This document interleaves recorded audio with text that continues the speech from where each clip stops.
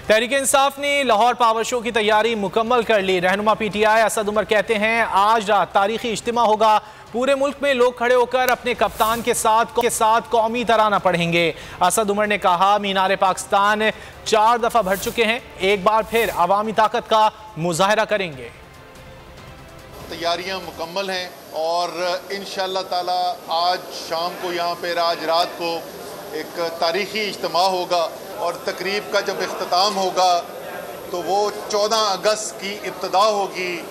वो 14 अगस्त जो पाकिस्तान की 75वीं सालगिरह है, आपको नज़र आएगा तमाम सूबों के अंदर, तमाम पाकिस्तान के इलाकों के अंदर लोग खड़े होकर अपने कप्तान के साथ कौमी तराना पढ़ेंगे और दुनिया को पैगाम भेजेंगे कि पाकिस्तान मुत्तहिद है, ये अपनी आज़ादी को हासिल करने का जज्बा भी रखती है और उस आज़ादी को एक हकीकी आज़ादी बनाने का जज्बा भी। सब्सक्राइब करें और बेल दबाएं ताकि कोई खबर रह न जाए।